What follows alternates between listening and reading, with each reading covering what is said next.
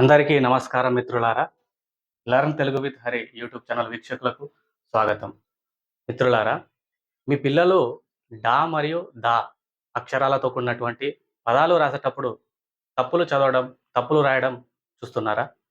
అయితే ఆ తప్పులు లేకుండా చదవడం, రాయడం లేకుండా చేయడానికే నేను ఈ వీడియో మీకు చేస్తున్నాను. కాబట్టి ఈ వీడియో మీరు ఎక్కడ స్కిప్ చేయకుండా చూడండి. మీకు ఉపయోగపడుతుంది. ఈ వీడియో చూడడం వల్ల మీకు ఎలాంటి సమయం వృధా కాదు ఫ్రెండ్స్. ఓకే. చూడండి, ముందుగా ఈ అక్షరం ఏమిటి? డా. జాగ్రత్తగా చూడండి ఫ్రెండ్స్. డా. ఈ అక్షరం ఏమిటి? దా. దా అక్షరం ఎలా ఉంది? మధ్యలో ఇలా చూస్తే గ్యాప్ ఉంది ఇక్కడ, అవునా? అదే క్లోజ్గా ఉంది ఇక్కడ, ఇది క్లోజ్డ్గా ఉంది మొత్తం. ఇది దా అక్షరం. ఇలా ఒక విధంగా గుర్తుపెట్టుకోవచ్చు. డా తర్వాత దా. చూడండి ఫ్రెండ్స్, ఈ డా మరియు దా మనకు ఈ అక్షరాలు ఇంకా బాగా గుర్తుపెట్టుకోవాలంటే మనకు వర్ణోత్పత్తి స్థానాలకు సంబంధించిన విషయం మనకు ఐడియా ఉండాలి. మరి వర్ణోత్పత్తి స్థానాల ఆధారంగా మనం చెప్పాలంటే దానికంటే ముందు నేను కొన్ని అక్షరాలను చెప్తాను. మీరు ఏమి గమనించారో కామెంట్ బాక్స్లో తెలపండి. మీకు అందరికీ ఐడియా ఉంటుంది. టవర్గంలోని అక్షరాలు చెప్పండి చూద్దాం. టవర్గంలోని అక్షరాలు టఠ దఢ ణ. టఠ దఢ ణ. ఓకే. టవర్గంలోని అక్షరాలు చెప్పండి. టవర్గంలోని అక్షరాలు తథ దధ న. తథ దధ న. ఏమి గమనించారు ఫ్రెండ్స్? మళ్ళీ చెప్తున్నాను.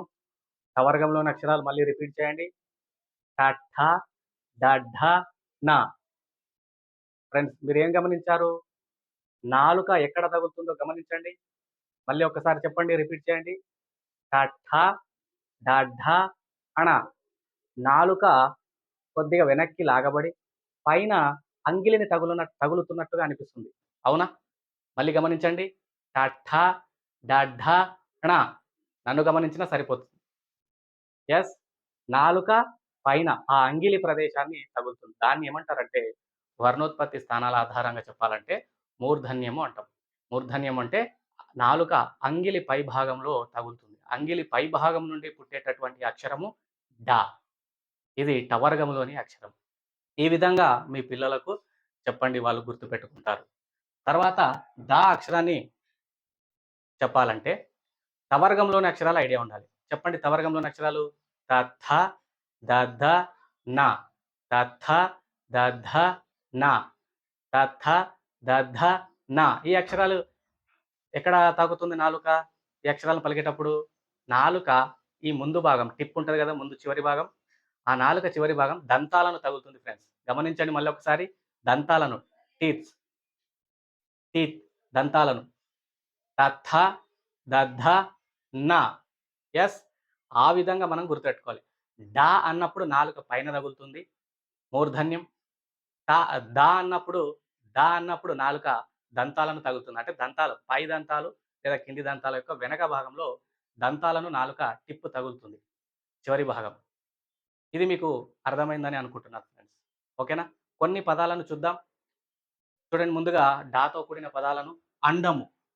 అండము, అందము కాదు, అండము. అండము. అండము. అండము. బ్రహ్మాండము. చూడండి, బ్రహ్మాండము. బ్రహ్మాండము. ఇప్పుడు డా ఎక్కడ తగులుతుందో గమనించాలి మనం. బ్రహ్మాండము. డా. డా అన్నప్పుడు నాలుక పై భాగంలో తగులుతుంది. కాబట్టి ఈ అక్షరము డాగా గుర్తుపెట్టుకోమని చెప్పాలి.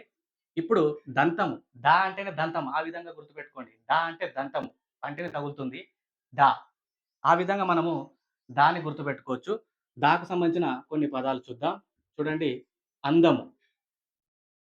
అందము. ద. అందము. తర్వాత కదలిక. కదలిక. క-ద-లి-క. కదలిక. చూడండి, అండము. డ. బ్రహ్మాండము. డ. ఇక్కడ డ అనేది ఏంది? ఇక్కడ మూర్ధన్యము, గుర్తుపెట్టుకోండి, మూర్ధన్యము.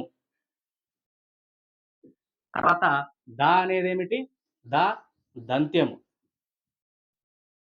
దంత్యము. ఓకే. ఇవి కొన్ని ఉదాహరణలు తీసుకొని మీ పిల్లలకు నేర్పించండి ఫ్రెండ్స్.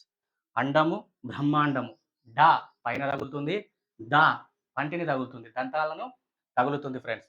ఈ విధంగా మన వీడియోలో మన ప్లేలిస్ట్ వీడియో చెక్ చేయండి. డాకు సంబంధించిన పదాలు కొన్ని పదాలు మీకు చెప్పడం జరిగింది ఆ వీడియోలో. డాకు సంబంధించిన పదాలు కూడా కొన్ని చెప్పడం జరిగింది. వాళ్ళకు వేరు వేరు బాక్స్‌లో రాసి చూపెట్టండి. ప్రాక్టీస్ చేయించండి. వాళ్ళు లైఫ్‌లో మర్చిపోరు ఫ్రెండ్స్. ఓకే. ఇది ఫ్రెండ్స్ చిన్న వీడియో ఈ వీడియో.